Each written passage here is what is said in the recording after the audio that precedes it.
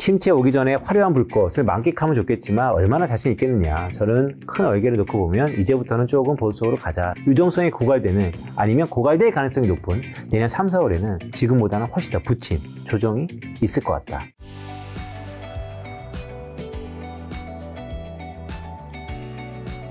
자, 빈센트 위원님과 매달 하는 월간 코너 2024년 마지막 시간인데 오늘의 주제 2024년 연준, 인하 시기 그리고 폭 어떤 건가요?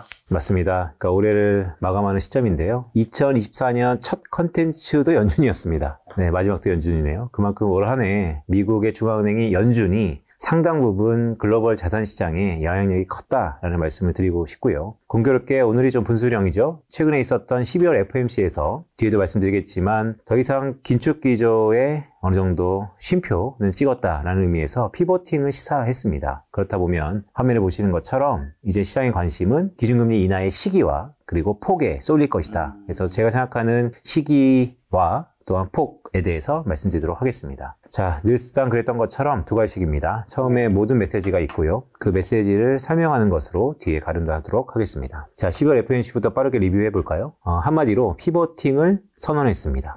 피보팅이라는 것은 180도 스탠스가 바뀐다는 것이죠. 세 가지 포인트가 있었는데 첫 번째 포인트는 기존까지만 하더라도요. 매파적 동결이었습니다. 동결은 동결이었는데 추가적으로 기준금리 인상을 할 거다. 지난 11월 FOMC까지의 스탠스였고 그런데 이번에 역시 동결을 했는데 이제는 비주기적 동결입니다. 성명서에서 any question 이런 얘기 많이 하죠. 거기에 any가 들어갔다. 그러니까 추가적인 그것이 결국 이제는 동결했었는데 기준금리 올릴 거야 해서 동결할 건데 여차하면 내릴 수도 있어 라는 것이 최근에 글로벌 금융시장이 매우 환호했던 12월 FOMC였다라고 리뷰해 볼 수 있을 것 같고요. 두 번째는 숫자를 좀 볼까요? 내년도 연준이 바라보는 성장과 물가를 하향 조정했습니다. 그만큼 인플레이션 압력도 조금은 둔화되고 있고 더 따라서 수요 쪽에서의 인플레이션 압력이 성장도 둔화될 수 있다는 것을 명시했습니다. 그런데 실업률 전망을 유지했습니다. 여기에 이견이 분분한 것 같습니다. 실업률 전망이 유지했다는 것은 흔히 혹자가 얘기하는 저도 경기 침체 가능성을 매우 높게 보는 사람 중에 하나니까요. 경기 침체는 온다 하더라도 우리가 생각하는 하드 리세션, 즉 경착륙 같은 큰 리세션은 없다라는 것을 연준이 숫자로 나타냈다라고 하는 것입니다. 이런 부분들이 앞으로 한 6개월 동안 시장과 또 연준 간에 상당 부분 줄다리기가 있을 것이다라는 것을 예고하는 실업률 전망 유지였다라고 말씀드립니다. 자, 세 번째인데요. 파월 의장이 변했습니다. 드디어 우리의 파월이 변했다라는 얘기도 있었는데요. 대선을 앞두고 아시는 것처럼 2024년 11월 3일날 미국의 대선이 있습니다. 한 1년 남았네 라고 할 수 있겠지만 실제 1월 15일 즉 2024년 1월 15일부터 공화당 경선이 시작되니까요. 한 2, 3주 있으면 미국의 대선이 시작된다라고 할 수 있을 것 같습니다. 그만큼 이번에 파월 의장도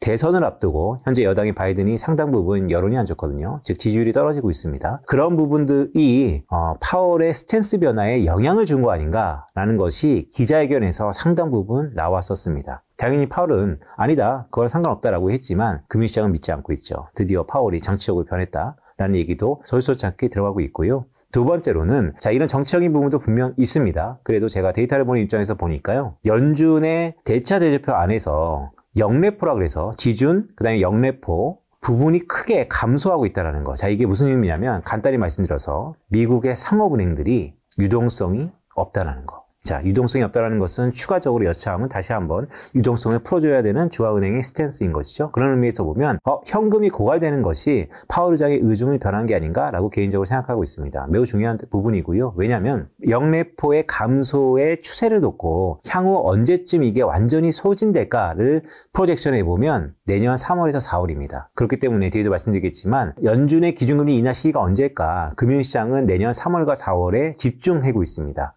다양한 근거 중에 하나가 영레포의 제로, 즉 소진도 이유 중에 하나다라는 말씀을 드립니다. 자, 토픽 두 번째입니다. 말씀드렸던 것처럼 12월 FOMC에서의 피보팅을 시사했기 때문에 이제 우리의 관심은 자, 그렇다면 인하는 언젠데? 더 나가서 한다면 폭은 언젠데? 매우 큰 두 가지의 카테고라이즈로 집중될 건데요. 제가 볼 때는 결론적으로 말씀드립니다. 금리 인하의 시기는요. 역시 저는 좀 생각이 좀 다릅니다. 기대보다 좀 늦을 것 같습니다. 시장이 기대하는 것보다 상당 부분 늦어서요. 지금의 기본 베이스 시나리오는 내년 하반기에 좀 시작할 것 같다라는 말씀을 드립니다. 그렇게 보는 이유는 크게 세 가지인데요. 첫 번째는요. 연준은 제가 지속해서 구조적으로 설명드리는 것이 김작가TV의 올해 한 해 동안의 컨텐츠에도 그랬지만 반관, 반민이라는 얘기를 많이 들었습니다. 뭐냐면 연준의 통화정책회의를 의사결정하는 12명 중에서요. 한 7명은 정부 사람, 반관, 5명은 민간 사람, 지역의원 총재, 반민. 그래서 12명이지만 반은 정부, 반은 민간이라는 말씀을 드렸습니다. 그런 합의체인데요. 그 5명 중에, 민간 5명 중에 뉴욕 연준 총재는 당연직으로 항상 투표권이 있고요. 나머지 4명이 1년마다 한 번씩 돌아갑니다. 그것을 흔히 F4라 그러는데 내년에 이 지역 연준 4명의 스탠스, 리치몬드 연준, 샌프란시스코, 클리브랜드, 애틀란타 이 4명의 연준의 스탠스가 조금은 매파적입니다. 따라서 시장이 생각하는 것보다 완화적으로 확 시장에 쏠림이 있었는데 연준은 되게 신중할 것이다. 새로 투표권을 가진 4명의 스탠스를 보더라도 중립 아니면 그보다 약간의 매파적인 성향이 있는 사람들이 새로운 투표권을 갖고 있다라는 말씀을 첫 번째 드리고요. 자, 두 번째는 역시 인플레이션 압력이 상존해 있습니다. 코어 PCE나 코어 CPI도 다 생각보다 많이 내려왔죠. 미국의 인플레이션 압력이 피크 아웃하고 있습니다. 그럼에도 불구하고 자가 주거비, 집주인이 스스로 내가 렌트를 한다면 이 정도 돈은 받아야 돼 라고 하는 CPI의 상당 부분을 차지하는 이 주거비가 여전히 높은 수준에 있다. 또한 임금 상승률도 고개를 들고 있다. 그렇다면 여차하면 인플레이션 압력이 상존하고 있다는 것도 연준으로 하여금 시장 기대만큼 빠른 시기에 인하를 가져가기는 좀 어려울 거다라는 말씀을 두 번째 근거로 드리고요. 마지막 세 번째 근거는 다시 한번 중동화할 겁니다. 자, 5차 중동 전쟁이 글쎄요, 가자지구는 되게 국지적인 지역의 불확실성으로 국제유가가 크게 상승하지 못하고 있습니다. 그럼에도 불구하고 최근 나타나는 이 레드시, 홍해 지역에서의 불협화음은 공급막 차지 우려를 다시 한번 부추길 수 있다. 자, 이런 불확실성들이 스물스물 고개를 들고 있기 때문에 시장이 기대하는 것보다 연준의 기준금리 인하 시기는 저는 개인적으로 좀 늦을 거다. 늦을 가능성을 우리는 대비해야 된다라는 말씀을 드립니다. 자, 세 번째 메시지입니다. 자, 그렇다면 폭입니다. 자, 폭도요. 기준금리 인하 시기를 시장의 컨센서스보다 저는 좀 늦게 가져가면서 하지만 그 폭은 기간이 짧으니까요. 이제 인하할 수 있는 기간이 짧으니까 되게 클 거다라는 말씀을 드립니다. 그래서 올 한 해를 놓고 봤을 때 기준금리 인하 시기는 늦고 또한 그 폭은 시장의 기대보다 좀 클 것이다. 시장은 현재 75베이시스 포인트에서 100bp 정도를 보고 있는데 저는 그보다 훨씬 더 큰 150bp 이상이 될 것이다 라는 말씀을 드립니다. 자, 그렇게 보는 이유는 세 가지입니다. 첫 번째는요. 자, 경기 침체에는 좀 더 가시가 될 것 같습니다. 최근에 나타나는 경제 지표들을 보면 더 확신이 들고 있고요. 공교롭게 오늘 녹화일 기준으로 간밤에 미국의 3분기 GDP의 확정치가 발표됐습니다. 속보치 4.9% 연율, 중간치, 잠정치가 5.2% 보이다가 간밤에 다시 한번 4.9%로 0.3%포인트 줄어들었습니다. 그런데 구성 항목을 보면 어느 부분에서 줄었냐? 미국의 자랑이 소비에서 줄고 있습니다. 자, 내년도 저는 뒤에서 표로 말씀드리겠지만 내년 1분기에서 2분기에는 미국의 경제 성장률도 마이너스 성장이 불가피하다라고 보고 있습니다. 그런 의미에서 보면 올해 투자 관점에서 보면 내년 상반기가 상당 부분 분수령입니다. 쏠려 있었던 기준금리 인하에 대한 기대가 후퇴하는 시점이자 동시에 유동성이 고갈되면서 경기 침체에 대한 우려가 높아질 수 있는 굳이 따지자면 1분기보단 2분기. 따라서 2분기가 우리가 가장 중요한 2024년의 분수령이고 그 부분들이 위기이자 기회이자 이런 부분들이 상당 부분 집중되는 2분기가 될 수 있을 것 같다. 그래서 그런 것들을 전부 본 다음에 기준금리 인하 폭이 결정되지 않을까? 그래서 그 인하 폭은 좀 더 클 것이다 라고 봅니다. 자, 마지막 세 번째 메시지입니다. 자, 지금 무슨 말씀을 계속 드리고 있냐면 연준이 피보팅 했습니다. 기준금리 인하할 겁니다. 금융시장이 보는 3, 4월보다는 좀 늦을 것 같습니다. 그렇기 때문에 폭도 좀 클 것 같습니다 라고 말씀드립니다. 아시는 것처럼 올해 10년물 기준금리고요. 미국의 국채금리가요. 5%를 찍고 지금 3.9%까지 내려왔습니다. 그렇다면 사람들이 생각하는 거죠. 이번에 기준금리 인하를 시작하면 도대체 얼마만큼 할까? 한 200bp 할까? 뭐 300bp 할까? 다시 한번 2%로 가냐? 근데 저는 더 중요한 건요. 이것은 아마 2024년 제가 김작가TV 출연하면서 내내 계속 점검할 겁니다. 드디어 미국의 중립금리가 2% 전후에서 3% 전후로 바뀌고 있다는 거. 즉 지금 단기간에 기준금리 인하를 이제 막 시작하니까 어디까지 인하할 거다라는 그 폭에 집중돼 있겠지만 시간이 더 지나고 나면 아마 6개월이나 7개월 지나고 나면 이제 기준금리 인하 폭이 이전만큼 크진 않다. 왜냐하면 패러다임 시프트 속에서 미국의 중립금리가 이제 2자가 아니고 3자를 볼 가능성이 높아졌다는 게 또 다른 우리의 고민거리일 수도 있습니다. 그래서 이런 전반적으로 2024년의 연준이 그런 것들을 모두 함축한 12월 FOMC를 마무리 짓고 이제 1월 말에 있을 FOMC를 앞두고서 많은 시나리오와 기본 전략들을 정립해야 된다라는 메시지를 던집니다. 뒤에서는 제가 몇 가지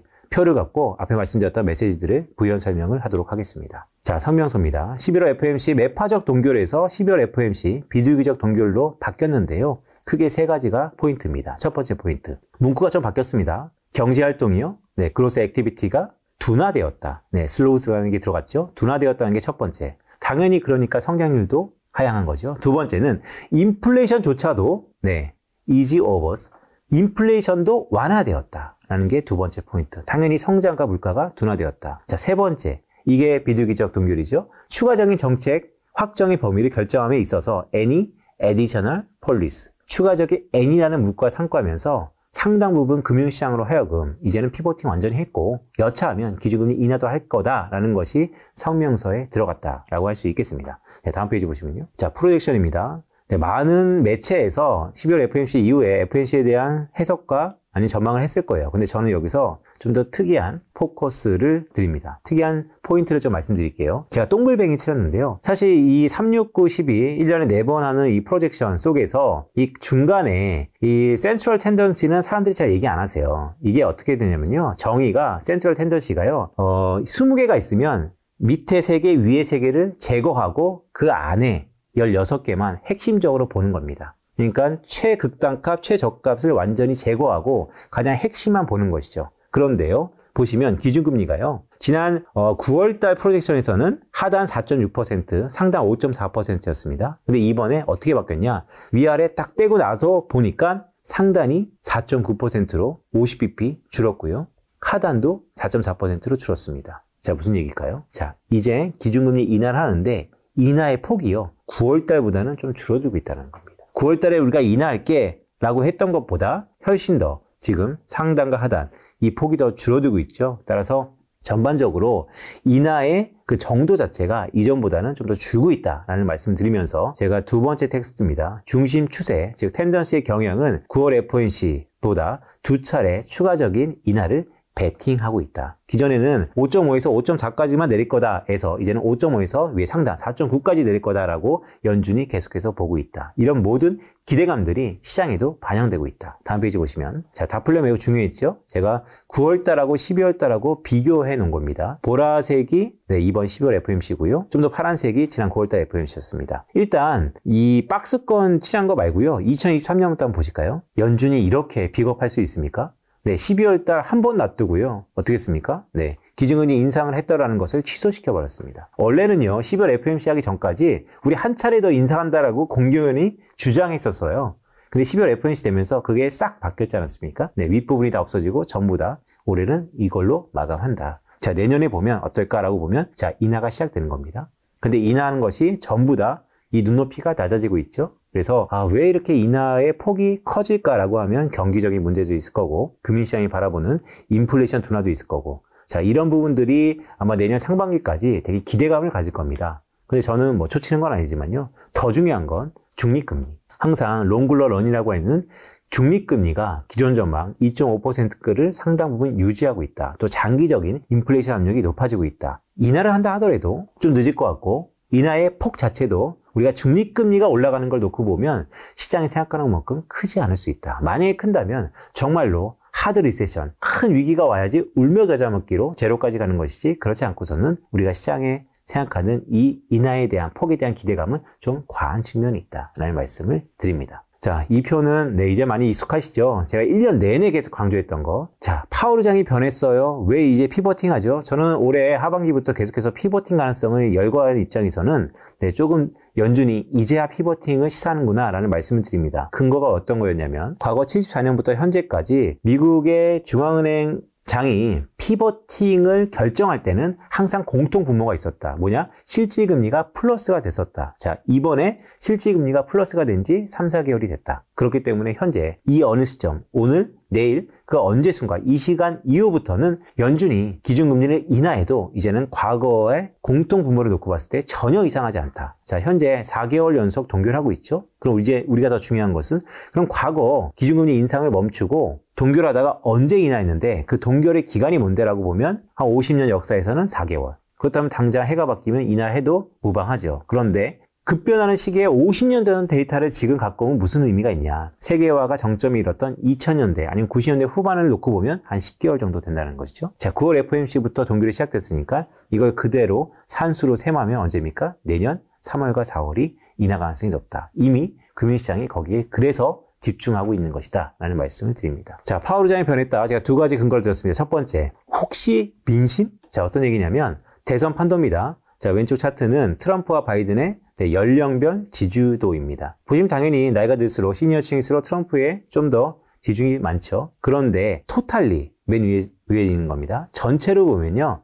네, 박빙이지만 그래도 트럼프가 우세하다. 선거는요. 여당이 항상 유리합니다. 많은 부분의 정책이 기본적으로 세티스 페리부스 모든 게 다 기본적인 변화가 없을 때 항상 여당이 우세할 수밖에 없어요. 그럼에도 불구하고 선거가 항상 뒤바뀌는 것은 상당 부분 단순히 경제 상황 아니 인플레이션 상황 저는 개인적으로 경제 상황이 많은 부분을 작용한다라고 보는데 그런 의미에서 보면 현재 여당인 바이든의 정책이 지속될 가능성 내년 대선에서 승리될 가능성이 지금 이 시점에서는 상당 부분 낮아졌다. 자, 그런 것들이 중앙은행 파월 의장으로 하여금 상당 부분 프레셔, 압력이 들어간 거 아닌가로 믿어 의심치 않을 수 없다라는 말씀을 다시 한번 드립니다. 왜냐면요. 너무나 급작스럽게 45일 만에 스탠스가 바뀌었기 때문입니다. 한 40일 전만 하더라도 안 그랬다. 이제는 우리가 계속해서 금리를 동결하더라도 매파적으로 갈 거다라고 얘기했는데 이번에 확실히 너무나 급작스럽게 바뀌는 거에 대해서 1월 초에 의사록이 나옵니다. 의사록을 좀 더 봐야겠지만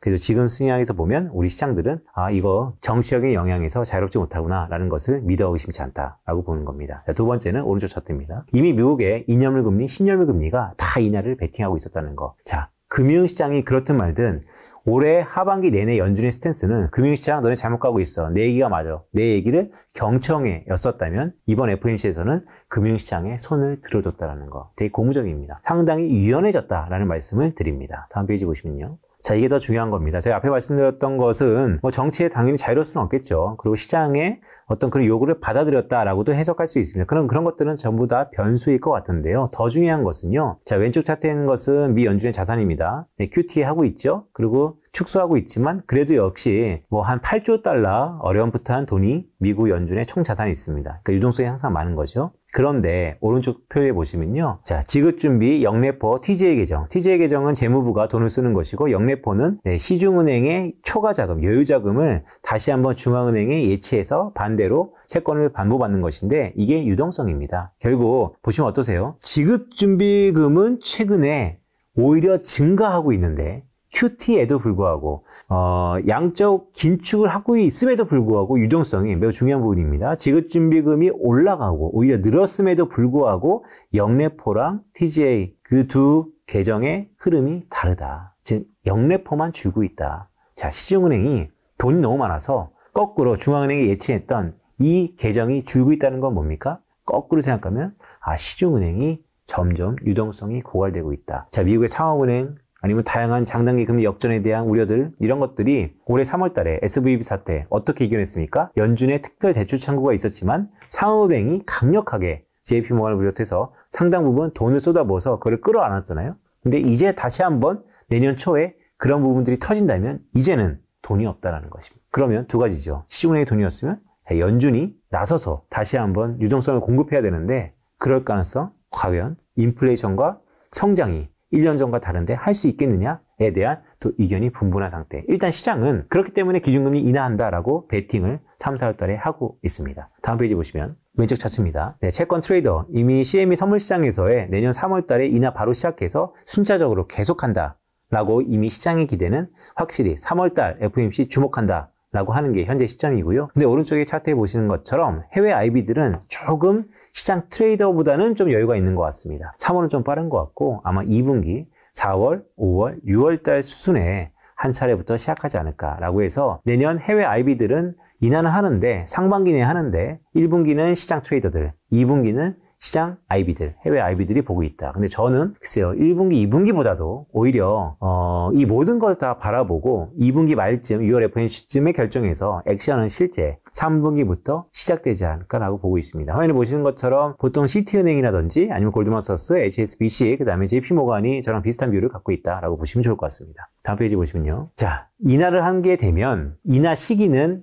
금융시장보다는 조금 늦을 것 같습니다라는 말씀을 드렸습니다. 그렇게 보는 하나의 이유로 투표권이 생기는 F4들의 스탠스가 바뀐다라는 말씀을 드렸죠. 2024년에 새롭게 투표권을 행사하는 4명의 지역은행 총재들이 있습니다. 오른쪽 차트에 보시면 이 두 차트는 미국의 FIB 홈페이지에 가면 그냥 유료로 볼 수 있는 겁니다. 현재 왼쪽 차트에 있는 것은 2023년도 올해 투표권이 있었던 사람이고 맨 밑에 얼터너티브 멤버스라는 게 내년에 교체될 4명을 얘기하는 겁니다. 그게 오른쪽 차트에 보시면 2024년에는 이렇게 뉴욕 연준, 클리브랜드, 리치몬드, 애틀란타, 샌프란시스코 이렇게 총 5명의 지역 연준들이 손을 든다. 그렇다면 당연히 이 5명의 스탠스가 어떨까를 보면 다음 페이지 보시는 것처럼 자, 왼쪽은 미국의 주요 이 폴 리스트들이 현재 각 지역 연은의 스탠스를 쭉 소팅, 정렬해 놓은 겁니다. 보시면 애틀란타, 보스틱 총재는 완전히 도비시합니다. 비둘기죠.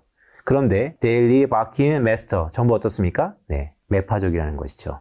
그런데요, 사람의 마음은 좀 갈 때와 같아요. 지금이래도 최근에 메스터 총재 같은 것은 되게 강경한 발언들을 하다가 최근 들어서는 좀 중립적으로 바뀌고 있습니다. 자, 그때 바뀔 겁니다. 그래서 데이터를 보는 입장에서는 저는 이런 접근이 좀 더 바람직하지 않나라는 말씀을 드립니다. 뭐냐면 데이터를 보자는 것이죠. 오른쪽 차트에 보시면 자, 애틀란타, 샌프란시스코, 리치몬드, 클리브랜드 그 지역의 실업률입니다.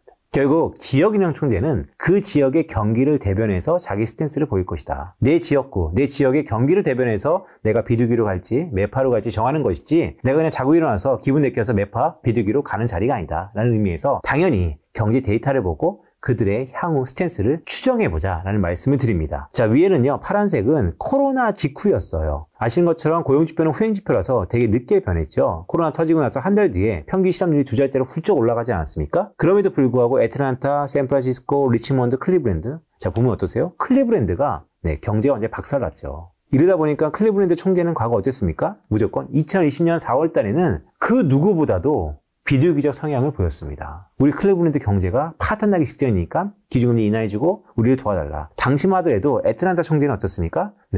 안 좋긴 안 좋지만 평균적인 보다도 올해 실업률이 낮았다는 거. 경기가 그렇게 초기에 나쁘지 않다는 거.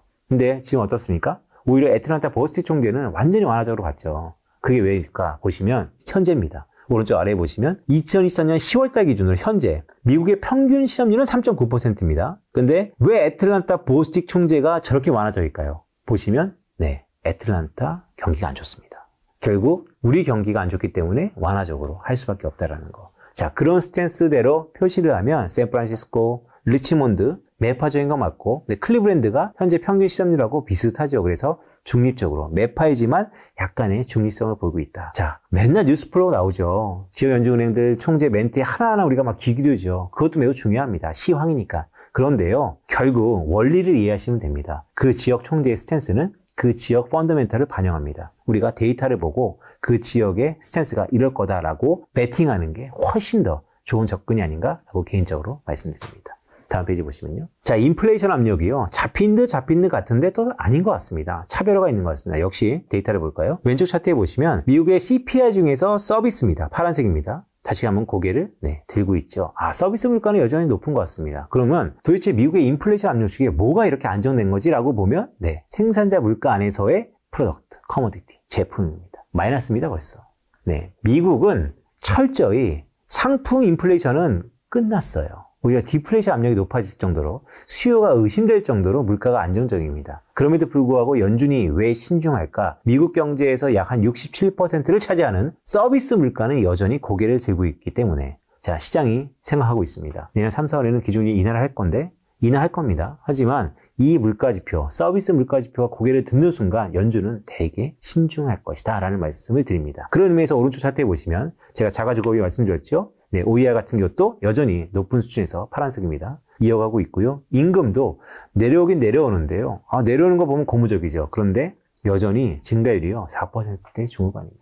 이 부분들이 3, 4개월 안에 빠르게 안정될까라고 한다면 금융시장의 기대가 맞을 겁니다. 우리 먼저 재배해야 되고 지금부터 주식 사야죠. 왜냐하면 기준금리 인하에 대한 기대가 어쨌든 경기 침체 오기 전에 항상 화려한 불꽃을 태우니까요. 근데 저는 그 시기가 되돌린 구간이 상반기에 있다라는 말씀도 조심스럽게 드립니다. 공급 차질입니다. 제가 세 번째 이유 중에 하나가 우리가 중동 화약고 이슈는 차치하더라도 최근에 홍해에 대해서 약간 우려 섞인 거 아닌가라는 이유가 있습니다. 오른쪽 차트에 보시면 홍해 지역이요. 또 수에즈 운하만큼 되게 중요해요. 이 수에즈 운하와 홍해 지역이 거의 물류 기로입니다. 여기 두 개가 막아버리면요. 전 세계 물동량의 60%가 다 비용이 올라가는 거예요. 근데 보면 예멘 후티 반국이 홍해 지역에 올라가는 선박에 민간인부터 다 공격하고 있는 거 아닙니까? 그래서 미국을 중심으로 다목적군이 투입되고 있고요. 자, 이런 부분들이 결국 정치색을 차치하더라도 코스트가 올라가는 거. 근데 어떤 코스트냐? 왼쪽 차트에 보시는 것처럼 자, 파월 의장이 어떤 선언을 했었죠? 공급망 이슈는 이제 미국에서 끝난 것 같다. 자, 공급망 차지 지수랑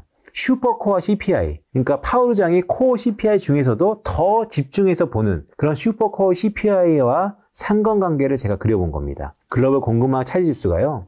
주석에 보시면 슈퍼 핵심 CPI와 약 한 1년 정도의 선행성을 보이고 있습니다. 공급망 차지 지수 크게 좋아졌었죠? 그런데 최근 중동 이슈, 홍해 이슈 때문에 고개를 들고 있죠. 자, 이거 고개를 들고 있다는 거, 큰 정책을 피는 연준 입장에서 공급망 차질은 끝났다라고 선언을 했는데 다시 한번 홍해 아니면 중동 이슈가 오랜 기간 지속된다면 이거 변수죠. 그래서 아직은 샴페인을 먼저 터뜨리기에는 조금 파월 의장 입장에서 빙의해보면 여러 가지 변수들이 많다. 그래서 3개월 뒤에 인하? 글쎄요. 약간은 좀 보수적이다. 라는 말씀을 드립니다. 자, 여태까지 10월 FOMC, 그 다음에 기준금리 인하 시기가 좀 느려질 거다라는 말씀 드렸고, 이제는 마지막 엑기스 폭입니다. 인하폭은요, 경기 침체가 크게 오면요, 엄청 크게 할 수밖에 없습니다. 왜냐면 그러기 위해서 기준금리를 많이 높여놨잖아요. 그런데 모두 우리가 침체는 오는데 연착륙으로 올 거다, 얕게 올 거다라고 전망하지만 글쎄요, 한 20년 넘게 전망을 한 저희 입장에서는 전망은 다 그렇게 해요. 침체는 얕게 올 것이다. 근데 실제 오면요, 그 무엇보다도 깊게 오는 게 침체입니다. 그게 참 아이러니컬한 거죠. 근데 또 전망하는 입장에서 내일 모레 망할 겁니다 라고 얘기하는 전망은 없잖아요. 그런 의미에서 우리가 해석을 해야 되는데, 자, 그럼 미국 경기는 어떠냐? 왼쪽 차트에 보시는 것처럼 미국의 대표 소프트 데이터 ISM 제조업 지수와 ISM 서비스업 지수죠. 롤링 리세션, 순환 침체 이런 얘기도 많이 했었죠. 제조업은 그래도 리쇼링에 대한 희대, IRA에 대한 수혜 때문에 선방하고 있는 것 같습니다. 근데 문제는 서비스업이죠. 서비스업 지수는 여전히 수축 국면, 50보다 지표가 밑에 있으면 경기가 수축한다, 쪼그라들고 있다라는 수축 국면인데, ISM 서비스업 지수는 1년 내내 거의 수축 국면에 머물고 있습니다. 조금 반등하더니 다시 수축 국면입니다. 자, 미국 경제 지금의 3분기에 이 5% 가까운 4.9% 가까운 이 정점이 글쎄 앞으로도 지속될까에 대해서 연속성이 크진 않다. 자, 오른쪽 차트에 보시면 드디어 나타나는 연체율입니다. 모든 것은 연체에서 시작되는 것이죠. 빨간색을 그때 주목했었죠. 학자금 연체율이 이렇게 급감했던 거는 왜냐? 바이든 정부가 학자금을 유예시켜줬기 때문에. 근데 그게 다시 한번 스물스물 고개를 들고 있고요. 근데 오늘 여기서 더 중요한 건요, 노란색 신용카드입니다. 신용카드 연체율이 고개를 들고 있습니다. 여러분, 미국의 신용카드 연체율이 20%가 넘습니다. 대부분 신용카드는 미국 사회에서 맨 마지막에 줄이는 겁니다. 제가 지난 시간에도 잠깐 설명드렸는데, 한국 사람과 미국 사람이 경기 침체가 왔을 때 자산을 줄여가는 과정이 다르다는 거. 한국은 제일 먼저 신용카드, 그 다음에 자동차, 집을 맨 마지막에 던지죠. 그렇기 때문에 한국은 집값이 경기 침체의 가장 바로미터입니다. 근데 미국은 다르죠. 미국은 제일 먼저 경기가 어려졌다 그러면 주거 환경을 좀 더 줄이죠. 월세에 대한 이동. 그 다음에 차를 줄이죠. 맨 마지막에 신용카드를 줄입니다. 왜냐? 미국은 전반적인 크레딧 사회이기 때문에. 자, 그런데 그런 신용카드의 연체율이 데이터상으로 올라가고 있다는 거. 연체율이 이렇게 올라가고 있다는 거 예사롭지 않습니다. 이게 3, 4개월 동안 지속된다고 한다면 정말로 고금리 장기화의 여파가 미국, 특히나 아킬레스건인 소비 경기에 나타날 수 있다. 계속해서 빨간불 켜고 경기에 대한 우려를 봐야 된다는 말씀도 드리고요. 다음 페이지 보시면, 자, 그렇기 때문에 경기의 우려, 자, 간밤에 나왔던 거 또 업데이트 해왔습니다. 근데 보면 김작가 TV가 되게 적시성이 좋은 것 같아요. 항상 중요한 지표가 나오면 다음날 꼭 이게 있더라고요. 자, 보시면 미국 GDP입니다. 간밤에 3분기 확정치가 발표됐기 때문에 5.2에서 4.9로 줄어들었습니다. 그런데 앞에 아틀란타 GDP 나우 포캐스트, 이제 다 아시죠? 아틀란타 지역 연준에서 미국의 GDP를 일간으로 추정하는 겁니다. 그럼 대부분 상관관계의 방향성이 높습니다. 미국의 3분기 GDP 주황색까지는 괜찮으나 4분기, 올해 1분기 내려갈 거라는 게 대부분 이제 컨센서스로 자리 잡았습니다. 그런데요, 오른쪽 차트에 보시면 전망을 한번 해볼까요? 자, 해외 IB들의 평균을 일단 갖고 왔습니다. 3분기에 4.9% 찍고요. 올해 4분기까지는 풀었습니다. 근데 내년에 보시죠. 1분기, 2분기 역성장입니다. 역성장의 정도는요, 각 기관마다, 각 개인마다 조금은 다릅니다. 그런데 중요한 것은 내년 드디어 미국이 1분기 아니면 2분기 상반기에는 뒷걸음질 치는 성장을 볼 수 있을 것 같다. 그래서 내년 2024년 연간으로 봤으면 1% 언더의 0%대 성장입니다. 자, 미국 경제가 0%대의 성장을 하는 2024년을 앞두고 있다. 그런데 항상 경기 침체 바로 직전까지도 위험자산인 주식은 화려한 불꽃을 피웠다. 정말 트레이딩에 나는 일가견이 있다. 나는 매일 24시간 아니면 25시간, 48시간 계속해서 주가를 보고 대응이 뛰어나다라는 분들은 경기 침체가 있을 내년 상반기를 앞두고 이 화려한 불꽃을 만끽해야죠. 근데 큰 얼개와 좀 더, 저는 항상 어떤 모티브입니까? 투자를 왜 하냐? 마음 편히 살기 위해서 투자를 하는데 매일매일 이런 조바심 내고 조아리는 이런 삶이 과연 행복한 삶인가의 관점에서 놓고 보면 큰 우려가 있을 때는 좀 더 보수적으로 가자라는 말씀을 그래서 드리는 겁니다. 자, 이거는 주식 투자를 많이 하시는 분들한테 제가 좀 팁을 주려고 갖고 왔습니다. 미국 경제가요, 조금 사이클이 바뀌었습니다. 어떻게 바뀌었냐면요, 왼쪽 차트에 보시면 확장 국면과 수축 국면이 있습니다. 근데 보시면 어떠세요? 1854년부터 1919년 1차 월드워까지는요, 확장 국면과 수축 국면이 비슷했어요. 한번 확장 국면 들어가면 한 26개월, 수축 국면 들어가면 21개월 비슷했는데요. 그 정도가 점점 벌어집니다. 1919년부터 1945년 2차 세계대전 직전까지는 확장 국면 한 번 확장하면 좀 길게 하고 수축 국면은 되게 짧았더라는 것이죠. 그게 현재까지도요. 1980년대 세계화 이후에는 더 큽니다. 확장 국면 들어가면요, 거의 10년 넘게 확장 국면이고요. 수축 국면은 짧다라는 거예요. 수축 국면이 짧으면 어떤 일이 벌어집니까? 한 번 침체가 오랜만에 오면 되게 크게 온다라는 것이죠. 오른쪽 차트에 보시는 것처럼, 자, 확장 국면에는 이 파란색 67개월 동안 265%의 미국의 수익률이 나타나더라. 수축 국면이 오면 33%의 하락하더라. 이게 과거 통계입니다. 자, 앞으로 얼마나 떨어질지 모르겠습니다. 하지만 제가 봤을 때는 앞으로 나타나는 경기 침체의 그 국면은 되게 짧을 수 있다. 그래서 침체 오기 전에 화려한 불꽃을 만끽하면 좋겠지만 얼마나 자신 있겠느냐. 저는 큰 얼개를 놓고 보면 이제부터는 조금 보수적으로 가자라는 말씀을 계속해서 드리고 있고요. 만약에 그 침체 기간이 되게 짧을 텐데 그 침체 기간 그 한가운데서 우리가 용기를 한번 내서 큰 얼개를 만끽하자라는 말씀도 제가 내년도에 정기적으로 보면서 이쯤 되면 지금이 그 시점인 것 같습니다라고 말씀을 드릴 수 있으면 저 개인적으로도 너무 행복할 것 같습니다. 그런 부분들에 계속해서 데이터를 모으고 있겠다. 자, 끝으로 중립금리. 오늘은 인하에 대한 포커스가 좀 많기 때문에 중립금리는 좀 가볍게 하겠습니다. 하지만 내년 아마 그 어느 시점보다는 어느 시점에서는 이 중립금리가 매우 중요해질 것 같습니다. 화면에 보시는 것처럼 제가 모형을 돌려서 빨간색입니다. 미국 국제 10년물 금리 프락시를 하나 만들었어요. 성장과 인플레이션에 대한 모형인데요. 보시면 어떠세요? 파란색은 미국 국제 10년물 금리입니다. 대개 1980년대 초부터 지금까지 내리 30년 금리는 하향세인 것이죠. 자, 코로나가 분수령입니다. 코로나 때문에 이제 고개를 들고 있습니다. 이러다 말겠지, 아니면 올라가겠지, 의견이 분분합니다. 근데 저는 패러다임 변화 속에서 미국의 중립금리가 조금씩 올라가고 있다. 이제는 물가 타겟팅 2%가 내년도도 잭슨홀이 되게 중요할 겁니다. 아마 3%까지 올라가는 흐름에서 지금 5.5%인 기준금리가 내려가긴 내려갈 건데 그러면 어디까지 내려갈까? 저는 맥스 일단은 200bp 그 이하로 더 내려가기에는 중립금리가 너무나 올라가고 있다라는 말씀도 조심스럽게 드리면서 2024년 미국 연준은 이제 우리의 이목은 기준금리 언제 인하하는가 하면 그 폭은 어디일까? 저는 결론적으로 시장이 생각하는 것보다 늦게 폭은 크게 할 거다라는 말씀을 드립니다. 연준이 그렇게 했을 때 내년 2024년 주식시장은 좀 어떻게 될 거라 보세요?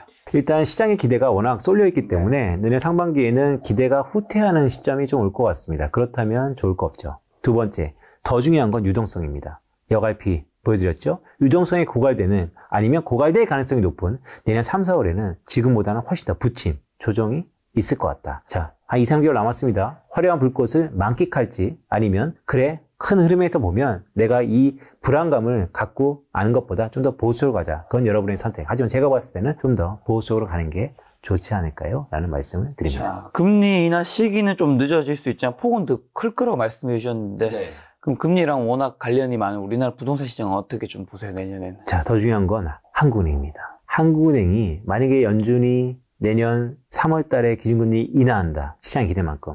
그럼 한국은행은 총선 다음에 곧바로 인하할 수 있는 것인가? 만약에 인하한다 그러면 이 특례 보금자리 내년 1월 달부터 또 다른 신생아 보금자리부터 시작해서 다양한 유동성이 준비하고 있는데 이게 한국의 부동산 시장을 부스팅할 것인가? 저는 전반적으로 이 금리도 중요하지만요. 부동산은 경기 펀더멘탈이 자유롭지 않습니다. 한국 경제 펀더멘탈이 올해보다 내년이 불안한 가운데 부동산의 자산도 하방 압력을 받을 것이다. 근데 그 하방 압력이 거래가 없는 지금 시점에서 급락할 거냐? 그거를 방지하기 위해서 신생아 특별론 아니면 금리 인하에 대한 기대 이런 것들이 있는데 그래도 전반적으로 당분간은 한국의 부동산 가격도 한국은행이 금리 인하 시기를 차치하더라도 눌림목은 불가피하다. 자, 그럼 2024년에는 어떤 자산을 좀 모아가야 될까요? 2024년이요? 2023년에 가장 뜨거웠던 제가 연초에 어떤 말씀 드렸습니까? 금. 지금도 뜨겁죠. 내년 적어도 1분기까지도 뜨거울 거다. 저는 기승전 금에 대한 포트폴리오는 항상 상당 부분 비중 있게 가져가자는 말씀을 일단 좀 더 드리는 입장입니다. 주식은 어떤 좀 주식을 사야 되는 해일까요? 주식은요, 지난번에 말씀드렸던 것처럼 미국에 선거가 있습니다. 바이든이 될지 트럼프가 될지 아무도 모릅니다. 하지만 그 정책을 바라보는 투자 관점에서 중요한 것은 정책의 공통분모, 아젠다를 찾는 것이죠. 타도 중국. 그러기 위해서는 이 제조업 르네상스를 중국이 이기려면 생산성 제고, 생산성을 높이는 것은 과거 90년에 해봤던 IT 테크놀로지, AI와 로봇. 주식은 AI와 로봇에 빠르게 집중될 거다라고 보고 있고 공교롭게 또 한국 주식은 제가 여담을 말씀드리면 자 우크라이나 전쟁부터 시작해서 전쟁의 이제 봉합 지역으로 갈 겁니다. 그러면 전쟁 다음 뭐죠? 회복, 재건이죠. 그런데 그 어떤 산업보다도 단기적으로 경쟁력 있는 뭘 지금부터 꿈틀거리지만 한국의 또 방산 이전에 비해서 상당 부분 달리 보일 거다라는 말씀도 드립니다. 근데 지금 아까 전에 증시는 전반적으로 좀 안 좋을 거라 하셨는데 괜찮게 보는 주식 AI 로봇이라 말씀하신 거는 증시가 안 좋아도 AI나 로봇은 좋게 본다는 의미인 건가요? 아니면 다 안 좋지만 그래도 그나마 이익이 낫다는 의미인 건가요? 과거에는요. 안 좋으면 전부 다 안 좋았습니다. 이제는 철저히 양극화입니다. 평균적인 주가에 대한 모멘텀이 보수적이다라는 말씀을 드리는 것이고 그 안에서요. 뭐 올해 일부 종목이 보여주지 않았습니까? 항상 정책과 유동성이 집중되는 그 종목, 그 산업은 과거에 비해서 탄력도가 10이냐 100이냐는 모르겠으나 좀 더 집중될 거다라는 말씀도 드립니다. 빈세트 위원님이 저희 채널에 오셔서 매달 한 번씩 이제 여러 좋은 이야기 많이 해주셨는데 한 해 한번 돌아봤을 때 뭐가 크게 틀렸었고 뭐가 잘 맞추신 것 같아요? 늘상 경기 침체죠. 왜냐하면 올 초도 비슷할 것 같습니다. 경기 침체에 대한 우려가 이미 경제 지표상에서는 상당 부분 시그널이 있었기 때문에 저는 항상 이런 겁니다. 지금도 똑같은 멘트 드립니다. 경기 침체 내년 3월에 올지 4월에 올지 1분기에 올지 2분기에 올지 모르겠어요. 그런데 침체 오기 전에 항상 화려한 불꽃이 있습니다. 주가는 거의 기하급수적으로 상당 부분 화려한 불꽃을 피죠. 그런데 저는 개인적으로 그런 화려한 불꽃을 3, 4개월 동안 집중해서 돈 벌자라는 스탠스가 아닙니다. 투자는 편하려고 하는 건데 이런 조바심 내고 하는 투자보다는 큰 얼개에서 그래 대세가 약간 보수적으로 가구나라고 하면 좀 더 대세에 맞춰서 포트폴리오를 조정하자라는 말씀을 드리면서 작년에도 경기 침체는 온다. 올해 안 왔죠. 올 것 같다. 가능성이 이거다. 그런 지표들이 있었습니다. 왜냐면 연초에 SVB 사태부터 시작해서 경기 침체에 대한 우려가 높아졌지 않습니까? 그런데 우리가 생각하지 못한 다시 한번 유동성으로 막았죠. 내년도 마찬가지 그럴 수 있습니다. 유동성 고갈되면 다시 한번 연준이 나설 수 있죠. 그런데 그렇지 않을 경우를 한번 생각해 보자는 말씀을 드립니다. 만약 그렇지 않았으면 이미 침체는 왔었다라는 것처럼 항상 그렇지 않을 가능성을 목소리를 높여서 말씀드리는 입장에서 그런 시각에서 포트폴리오를 받아들이면 좋겠다라는 말씀도 드립니다. 오늘이 이제 빈세트 위원님 김작가TV에서는 2023년의 마지막 영상인데 올해 많은 시청자분들이 사랑해 주셨는데 시청자분들에게 마지막 투자 좋은 한마디만 주고 가신다면요? 유튜브 시대가 왔죠. 이런 국지익관 재테크 채널 김작가TV가 명실상부 글로벌 넘버원 아닙니까? 이런 데서 아닙니까 지금은? 한국 3위 정도? 한국이 뭐 글로벌 넘버원이죠. 뭐 재테크는 뭐 겸손하게 말씀드리지만 여러분 잘 아시겠지만 김작가TV 보면 많은 것들이 다 해설되지 않습니까? 그런 것에서 또 많은 스킨십을 정기적으로 데이터에 기반돼서 메시지를 드릴 수 있는 것에 개인적으로 항상 감사하고요. 올해도 그랬던 것처럼 내년에도 꿋꿋하게 제가 보는 데이터를 가지고 제가 가리키는 뷰를 허심탄회하게 전달해 드리겠다라는 말씀도 드리면서 아마 녹화일이 그쯤 되는 때 메리 크리스마스입니다. 메리 크리스마스. 이거는 꼭 살려주세요. 오늘 만난 손님은 빈세트 위원님이었습니다. 지금까지 여러분 소중한 시간 함께 해주셔서 정말 감사합니다. 오늘도 김작가였습니다. 고생 많으셨습니다. 고맙습니다.